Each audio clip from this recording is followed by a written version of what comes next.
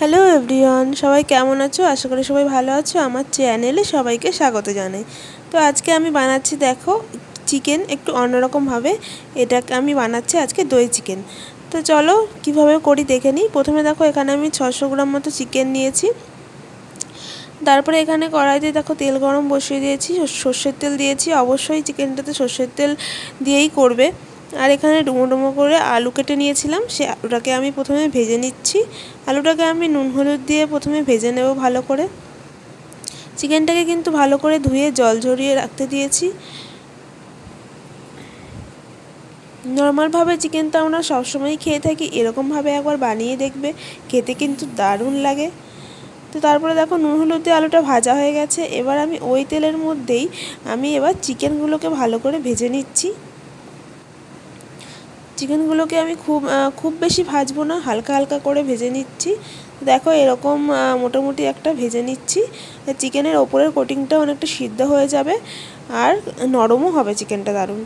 তারপরে দেখো এখানে আমি 100 গ্রাম দই নিয়েছিলাম, দইটা ভালো করে ফেটিয়ে রেখেছিলাম, সেই ফেটানো দইটা এখানে দিয়ে দিচ্ছি। তারপর এখানে দিচ্ছি আমি একটু জিরে আর একটু লঙ্কা বাটা। তোমরা চাইলে জিরে গুঁড়ো লঙ্কা গুঁড়ো ইউজ করতে পারো, আমি বাটাটা ইউজ করছি।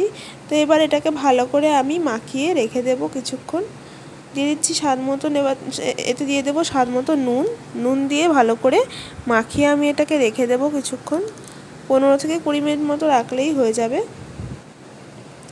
দেখো স্বাদ মতো নুন দিয়ে দিলাম, দিয়ে এবার এটাকে মাখিয়ে কিছুক্ষণ রেখে দেবো আমি। আর এদিকে আমার তেলও গরম হয়ে এসছে। ওই তেলের মধ্যে আমি একটু চিনি দিয়ে দিয়েছিলাম কালারের জন্য। আর এবার ফোড়নে দিয়ে দিলাম শুকনো লঙ্কা, গোটা শুকনো লঙ্কা আর গোটা জিরে আর গোটা গরম মশলা।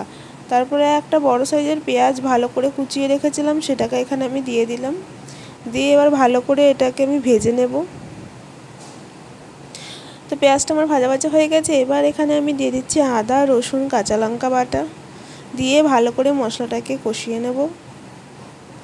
তো মশলাটাকে আমার কষাতে কষাতে এবার আমি দিয়ে দিচ্ছি একটা বড় সাইজের টমেটো। যেহেতু দই দিয়েছি তাই একটাই টমেটো দিচ্ছি, দই না দিলে তোমরা দুটো টমেটো ইউজ করতে পারো। তো টমেটোটাকে ভালো করে যতক্ষণ না তেল বের হচ্ছে ততক্ষণ কষিয়ে নিতে হবে। তারপর দেখো এখানে আমি অ্যাড করছি জিরে আর শুকনো লঙ্কা বাটা। তোমরা চাইলে গুঁড়োও ইউজ করতে পারো, আমি জিরে বাটা শুকনো লঙ্কা বাটা ইউজ করছি। তারপরে মশলাটাকে ভালো করে কষিয়ে নেব। এর মধ্যে আমি দিয়ে দিচ্ছি নুন আর স্বাদ মতো দিয়ে দেবো হলুদ।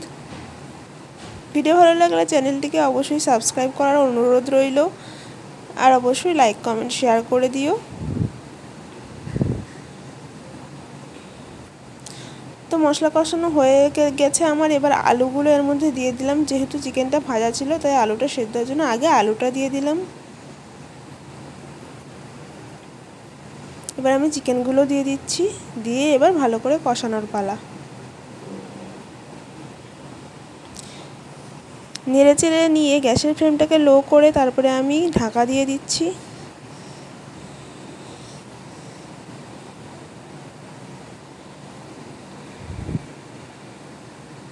তো এই চিকেনটাকে এবার আমি 15 থেকে 20 মিনিট ভালো করে কষিয়ে নেব গ্যাসের ফ্লেমটা লো করে করে। দেখো 5 মিনিট পরে আমি খুলে দেখছি চিকেন থেকে অনেকটা জল বেরিয়ে গেছে।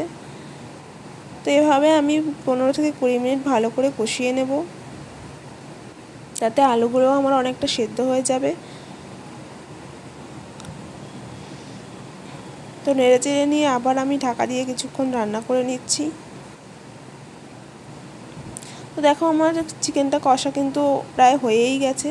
এবার আমি জল গরম করে রেখেছিলাম, সেই গরম জল এখানে দিয়ে দিচ্ছি। অবশ্যই গরম জল ইউজ করবে, তাহলে খেতে কিন্তু দারুণ টেস্ট লাগে। দিয়ে এবার গ্যাসের ফ্লেমটাকে একটু মিডিয়ামে রেখে আমি এটাকে ফুটতে দেবো। তো দেখো আমার জলটা ফুটে এসে শুকিয়েও গেছে। এবার দিয়ে দিলাম গরম মশলা। বাড়িতে অবশ্যই ট্রাই করে দেখা হচ্ছে পরের রেসিপিতে।